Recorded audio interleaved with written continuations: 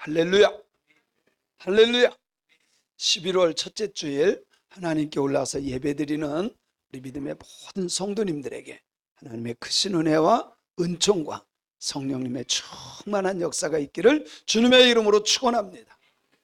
주님의 이름으로 축원합니다. 우리 성도님들과 서로 함께 가장 기쁜 마음으로 인사를 이렇게 하면 좋겠어요. 좋은 것만 생각하고 좋은 것만 보고 좋은 것만 듣고 좋은 것만 말하는 좋은 사람이 됩시다. 그러면 좋은 일이 일어납니다. 시작.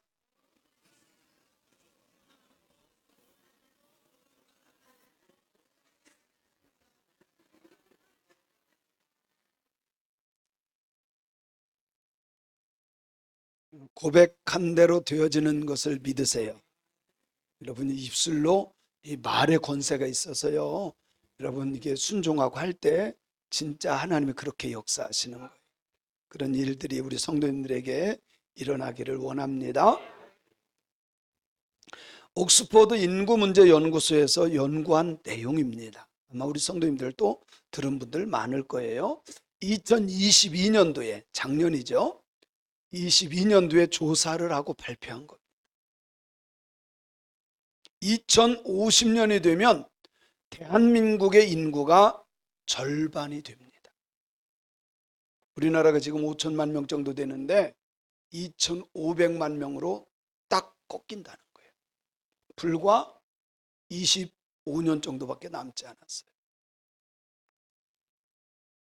그 결과가 어떻게 되느냐? 이 지구상에서 가장 먼저 없어질 나라가 대한민국이다. 아주 슬픈 현실입니다. 뭐 우리가 잘 알다시피 2명이 결혼해서 아이를 0.87명. 이제 그것도 더 떨어졌다 그래요. 기가 막힙니다. 저희 앞세대, 우리 부모님 세대, 그 바로 전 세대까지만 해도요, 대를 잇는 거를 굉장히 중요하게 여겼어요. 대를 잇는 거. 그래서 결혼해가지고 자식이 없으면 어떻게까지 앉아서요? 첩을 뒀어요.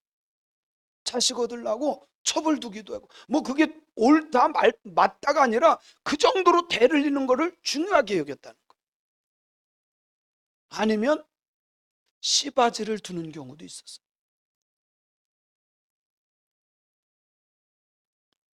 그 정도로 대를 잇는 것을 아주 중요하게 여겼습니다. 그런데 요즘에는요, 청년들이 결혼하지 않겠다고 하는 청년들이 부지기수입니다. 기가 막힌 것은 20대, 30대에 놀고 먹는 아이들, 그냥 아무것도 안 해요. 알바도 하지 않고 아무 일도 하지 않는 사람들이 23만 2,600명 정도. 23만이면요, 광명시 인구입니다. 그냥 일을 않는 거예요. 공부도 하지 않고 아무것도 하지 않는 사람이 24만 명 정도가 되는 거죠. 기가 막혀요.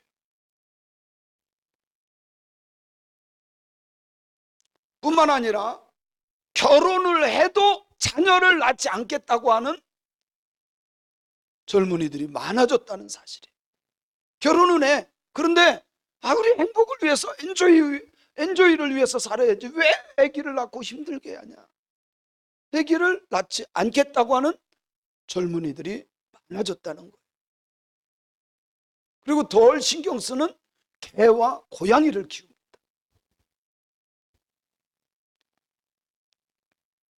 작년에 감독회장님, 우리 감리교회 가장 어르신이신 감독회장님과 대화할 시간이 있었어요.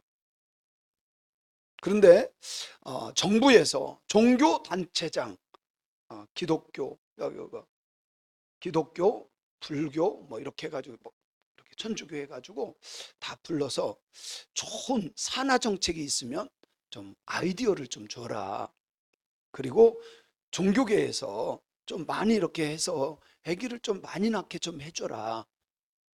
그래서 좋은 안건을 가지고 간 것이 뭐냐면, 아기 한 명 낳을 때마다 1억씩 줘라. 아니면 결혼했을 때 아파트를 하나씩 줘라. 근데 국회에 있는 사람들은요, 애국자들이 한 사람도 없어요. 표가 안 되는 데는 돈을 안 써요. 표가 안 되는 데는 돈을 안 써요. 우리나라 경제 상황으로는요, 1억씩 주고도요 남아요. 산하정책의 예산이 40조가 넘습니다. 40조. 하나 태어나도 1억씩 주고도 훨씬 더 남아요. 그런데도 안 써. 어디다 쓰느냐? 다 회의하는데 어디 이상한 데다가만 씁니다. 그리고 찔끔찔끔 애기 나서 뭐 한 달에 100만 원, 30만 원, 뭐 찔끔찔끔 편한 데만 쓰지. 진짜 우리나라를 사랑해서 이 나라와 민족이 세워지는 것에 대해서 관심이 없어요. 싹 바꿨으면 좋겠어요.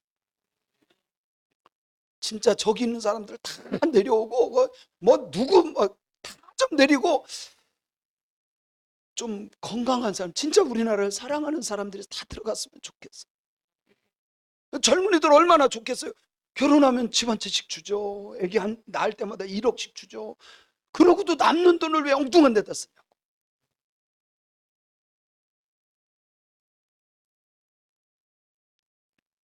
이런 정책은요, 지금 실행을 해도 30년 뒤에나 열매를 맺는 거예요. 30년 뒤에.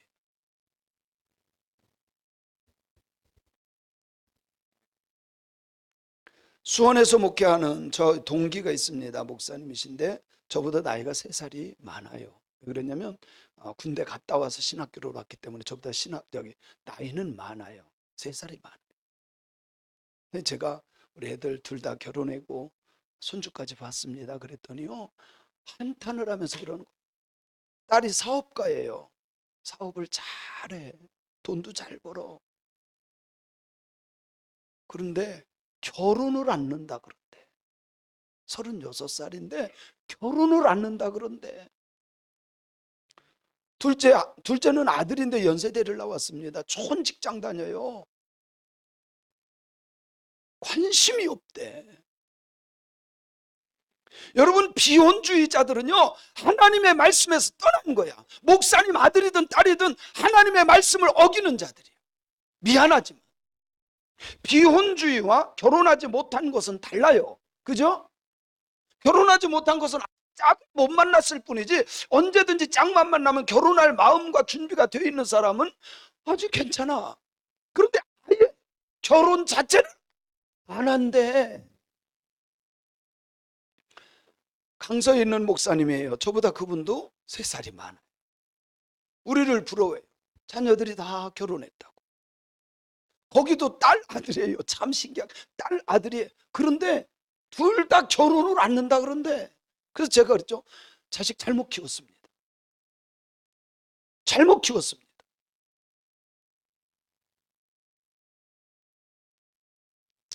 가장 큰 문제는 창세기 1장 27절 28절에 보면 하나님께서 하나님의 형상대로 사람을 지었고 복을 주시면서 하신 축복의 내용이 있어요. 그게 뭔지 아세요? 한번 읽어볼게요.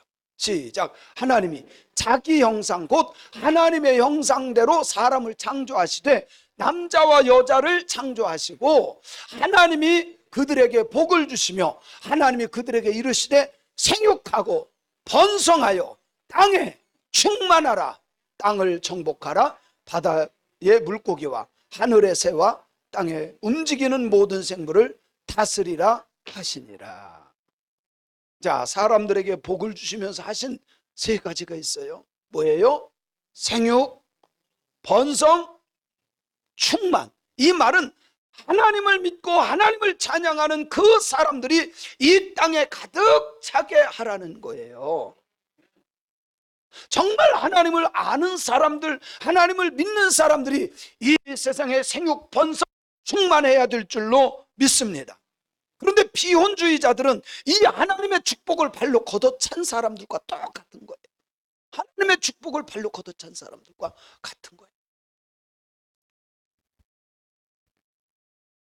하나님의 축복의 말씀을 실현시키지 못하는 것이 가장 큰 문제라는 겁니다. 하나님은 아담과 이브에게 복을 주시고 생육, 번성, 땅에 충만하라고 하셨는데 생육, 번성의 복을 이루기 싫다는 거예요. 그러나 하나님은 우리에게 말씀합니다.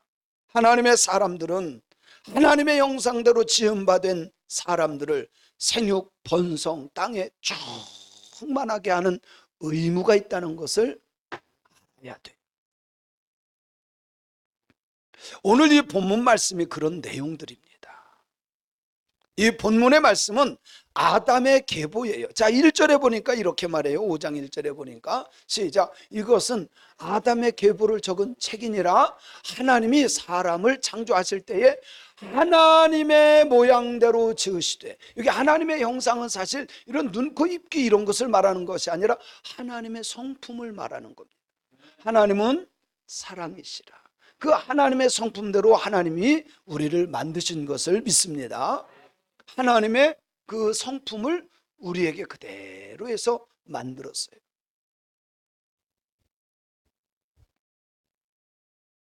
그런데 어쩌면 이것이 족보가 아담의 족보라기보다는 다 들어간 게 아니에요. 아담은 셋을 낳은 후에 800년을 지내면서도 자녀를, 그거 보세요. 다른 사람의 이름은 걷다 넣지를 않아요. 그죠?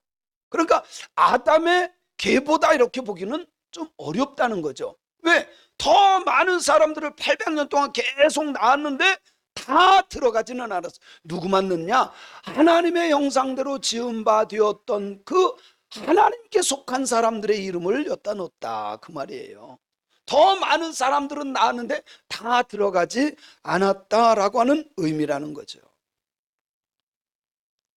이 말씀은 하나님의 형상대로 지음받은 자손들이 이 땅에 충만하게 하는 대를 이을 자들만 기록했다라고 하는 거예요. 그래서 4장 25절 26절에 보면요, 똑같은 내용인데 4장 25절 26절 시작. 아담이 자기 아내와 동침함에 그가 아들을 낳아 그의 이름을 셋이라 하였으니 이는 하나님이 내게 가인이 죽은 아벨 대신에 다른 씨를 주셨다 함이며. 잠깐만요. 여기에 보니까 가인이 아벨을 죽이잖아요. 그 아벨의 자리를 누구로? 셋으로 채웠다, 그 말이에요. 그리고 가인의 후손들의 이름이 들어가는 것이 아니라 하나님의 형상대로 지음받은 사람들의 이름만 들어갔다는 거예요. 26절에 보면 시작. 셋도 아들을 낳고 그 이름을 에노스라 하였으며 그때의 사람들이 비로소 여호와의 이름을 불렀더라. 자, 셋이 에노스를 낳습니다. 셋 에노스 때에 비로소, 그때서야 하나님께 예배드렸다라고 하는 말씀이에요. 하나님의 관심은 믿지 않는 많은 사람들이 아니라 하나님의 형상대로 살아가는 그 사람들을 원한다는 거예요.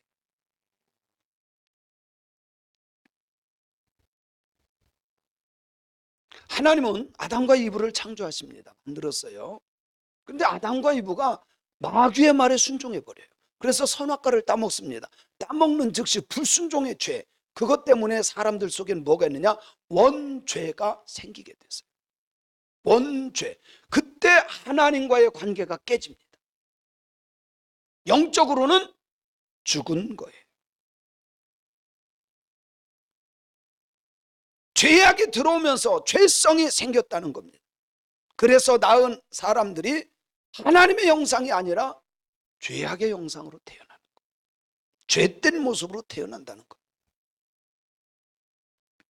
그래서 자식을 낳았는데 가인과 아벨, 그리고 가인이 아벨을 죽여요.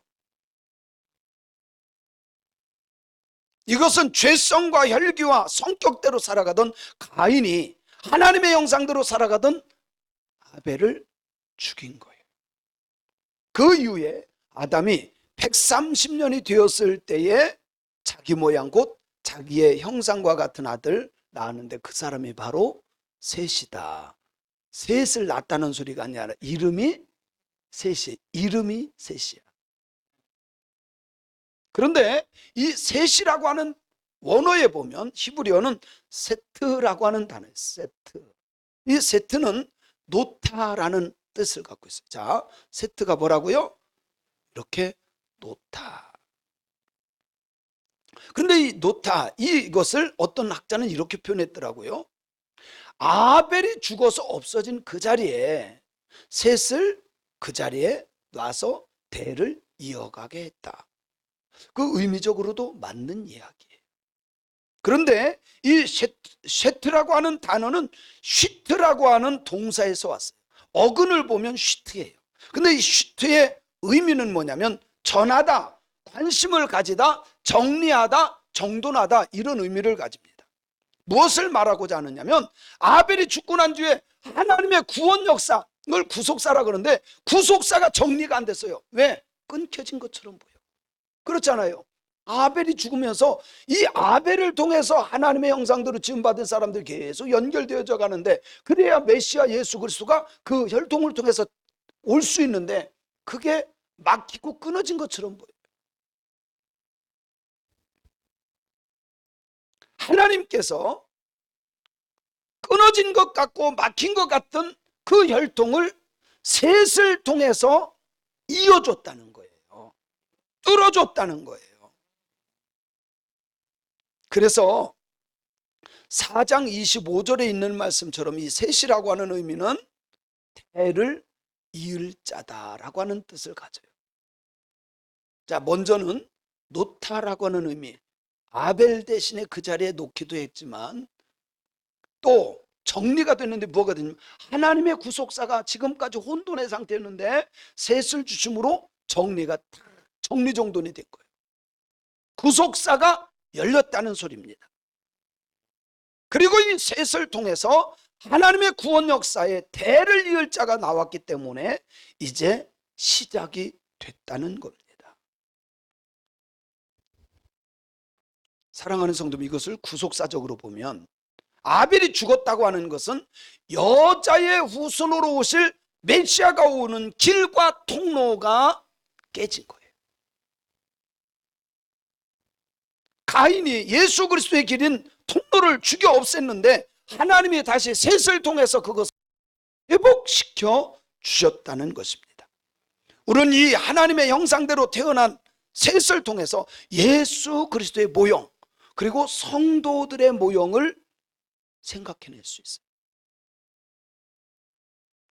셋을 통해서 할 수 있는 것은 사탄, 마귀, 더러운 귀신과 악한 사람들이 아무리 하나님의 구원 역사를 막고 끊고 이렇게 회방하려고 해도 절대로 끊어지지 않는다는 사실입니다.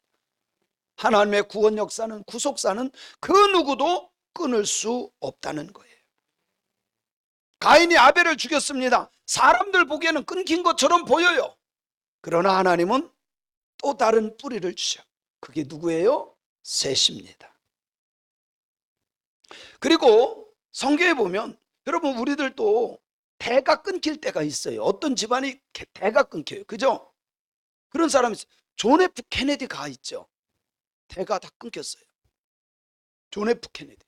우리는 굉장한 사람으로 보는데 미국에 가서 들어보니까요, 그 아버지는 양주 장사예요. 물론 이것도 저것도 장사할 수 있지만 아주 좀 나쁜 쪽이에요. 우리나라의 반기문 총장까지 지낸 그분이 그분의 연설을 듣고 획득했어요.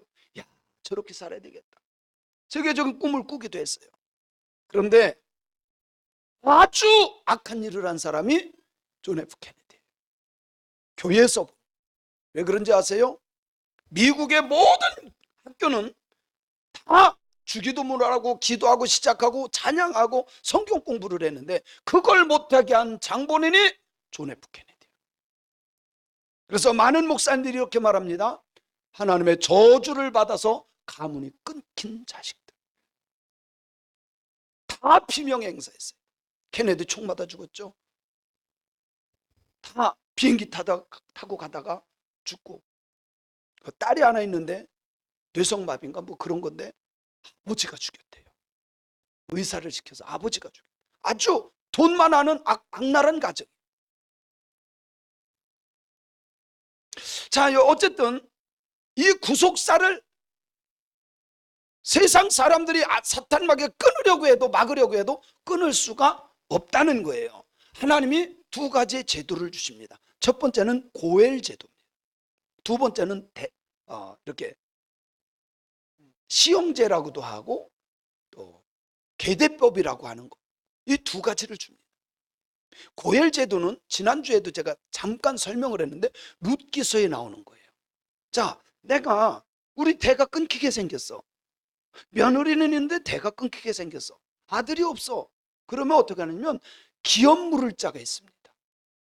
기업, 이게 고엘 제도인데 우리가 어렵고 힘들 때 가문의 어떤 사람이 도와주는 것을 고엘 제도라 그래요. 이 고엘 제도를 통해서 룻은 아들을 낳고 결국은 그 피를 통해서 누가 와요? 예수님이 오셨다는 사실입니다. 두 번째 계대법입니다. 창세기 38장에 보면 유다에 대해서 나옵니다. 엘 오난 셀라가 나와요. 그런데 엘이 장가들자마자 첫날 밤에 신부하고 첫날 밤에 여호와 보시기 악함으로 즉사를 합니다. 아니 도대체 신은 첫날 밤에 무슨 짓을 했길래 여호와 보시기 악했을까? 그것은 다른 것이 없어요. 메시아의 길을 막는 게 가장 악한 거야. 쉽게 말하면 씨를 주지 않아요. 오난도 마찬가지입니다. 둘째도 여호와 보시기에 악을 행하여 하나님이 그날 밤에 주게. 그게 뭐예요? 욕심 때문에. 내가 이 씨를 주면 형수가 내 재산 반을 가져갈 텐데 내가 왜 줘? 그리고 씨를 안 줘요. 인간적으로는 욕심이지만 하나님 편에서는 그게 뭐예요? 구속사를 막는 거예요. 그게 여호와 보시기에 악했던 겁니다. 그래서 하나님은 고엘 제도와 계대법을 통해서 메시아가 오는 길을 열어주셨다는 사실입니다. 그런데 히브리 사람들에게 아주 중요한 것이 뭐냐면 관계입니다. 관계. 히브리 사람들에게 있어서 아주 중요한 것은 관계예요. 자, 부모와의 관계가 끊어지면 히브리 사람들의 부모는 이 자식은 죽은 자식이에요. 그냥 나간 자식이 아니라 탕자가 아니라 죽은 자식이에요. 그런데 아버지 밑으로 다시 들어와서 아버지가 섬기는 그 하나님을 믿습니다고 돌아왔을 때 그 자는 탕자가 아니라 살아온 내 자식이에요. 성경은 그렇게 말합니다. 자, 하나님과의 관계도 마찬가지입니다. 하나님과의 관계가 끊어지면 그 사람은 뭐예요? 죽은 자예요. 죽은 자예요. 근데 예수를 믿음으로 우리가 관계가 회복됐어요. 그 사람이 산 자가 됩니다. 에베소서 2장 1절에 보면 이렇게 말씀합니다. 시작. 그는 허물과 죄로 죽었던 너희를 살리셨도다. 이게 뭐예요? 예수님은 우리가 죄와 허물로 죽었는데 하나님과의 관계가 끊어졌는데 예수님께서 회복시켜 주셔서 우리의 영혼이 살아났다 이 말이에요. 할렐루야. 할렐루야. 그래서 아주 중요한 것은 가인 때문에 아벨이 죽고 아벨이 죽음으로 구속사가 끊어진 것 같았지만 하나님은 셋을 통해서 다시 구속의 역사를 이어가게 하셨다라고 하는 것입니다. 그래서 이 셋은 죄인과 하나님을 연결시켜주는 2000년 전에 오셨던 예수 그리스도를 예표하는 사람이라는 거예요. 하나님께서 셋을 주신 이유는 구속사의 출발이자 구속사의 중심 인물로 세워주셨다는 것입니다. 만약에 이 셋을 주시지 않았다면 예수님이 오실 구속 역사가 끊어지고 말아요. 예수님이 오실 통로가 없어지는 겁니다. 그러나 하나님은 절대로 구속사의 통로를 끊지 않으셔요. 믿습니까? 믿습니까? 그런데 너무 신기한 것은요, 가인이 아들을 낳을 때는 칼, 능동, 동사를 씁니다. 그냥 알아두세요. 뭐 공부할 필요는 없고 칼, 능동, 동사를 써요. 그런데 아담의 후손의 자녀를 낳을 때는 히필 사역 동사를 써요. 이게 무슨 말이냐면, 이제 이 문법으로 하면 우리가 잘 못 알아들으니까 쉽게 얘기할게요. 세상적인 사람들은 그냥 사람을 자기들이 낳는 거예요. 그러나 하나님을 믿는 사람들의 그 자손들은 너무 신기하게 사역동사를 썼는데, 이건 무엇을 말하냐면 하나님이 개입해서 낳게 하셨다라는 거예요. 이게 다른 점이에요. 문법에 그렇게 나와요. 세상적인 사람은 자기들이 그냥 자녀를 낳는 거야. 근데 믿음의 사람들의 자녀들은 하나님이 낳게 하셨다. 할렐루야. 믿으시기 바랍니다. 그렇기 때문에 이 셋은 예수님의 예표이면서 동시에 성도들의 모형이라는 것입니다. 셋의 후손을 통해서 예수님이 이 세상에 오셨고, 더 나아가 성도들은 셋이 대를 이었던 것처럼 우리 믿음의 사람들을 통해서 복음의 대가 이어져 간다는 사실입니다. 하나님께서 셋을 통해서 구속의 역사를, 통로를 열어주셨듯이 우리도 신앙 전수를 통해서 나의 자녀와 내 주변의 많은 사람들에게 신앙을 전수해 주므로, 복음이신 예수 그리스도를 전하여 주므로 대를 이어가는, 복음의 대를 이어가는 신앙인들이 되어야 할 줄로 믿습니다. 성도가 무엇입니까? 성도는 교회 다니는 사람이 성도가 아니에요. 성도는 복음을 세상에 전파해서 셋과 같이 영적인 대를 잇는 사람들이 성도인 거예요. 셋을 통해서 예수 그리스도의 구속사가 끊어지지 않았던 것처럼 우리는 십자가의 복음을 선포하는 이 시대의 구속사의 통로가 되어야 할 줄로 믿습니다. 이 세상에서 하나님이 택하신 자들이 하나님께로 돌아올 수 있는 복음의 선포자들이 되어야 한다는 거예요. 그래 예수님을 믿고 구원받는 영혼들이 많아지기 때문입니다. 오늘 설교는 조금 어려울 수 있어요. 그런데 이 셋은 누구라고요? 이 셋은 대를 이을 자예요. 이 셋은 대를 이을 자. 우리 또한 뭐요? 복음의 대를 이어갈 하나님의 사람들이라는 것을 꼭 기억해야 돼요. 사실 오늘 설교는 어려운 부분이 있어요. 그런데 우리가 조금만 이해하면 어려울 게 하나도 없어. 셋은 뭐라고요? 대를 이을 자야. 우리는 누구예요? 복음의 대를 이을 자인 줄로 믿습니다. 우리가 신앙생활하면서 버려야 될 것이 있습니다. 우리는 가인과 같이 구속사의 통로를 막는 그런 일은 버려야 돼. 마귀에게 속아서 원죄가 들어오게 하는 불순종도 버려야 됩니다. 우리 믿음의 사람들은 셋과 같이 하나님의 구속사의 통로로 쓰임받는 자들이 되어야 할 줄로 믿습니다. 우리는 셋과 같이 영적인 대를 이어가는 하나님의 구원 역사에 귀하게 쓰임받는 하나님의 사람들이 되어야 할 줄로 믿습니다. 사랑하는 성도 여러분, 나는 나의 주변의 사람들에게 어떤 존재입니까? 내 주변의 사람들에게 어떤 존재입니까? 구원의 길을 막는 가인과 같이 살아가고 있습니까? 아니면 구원의 통로를 뚫고 연결하는 셋과 같은 삶을 살아가고 있습니까? 나 때문에 예수를 믿는다면 셋과 같은 인생을 살아가는 것이고, 나 때문에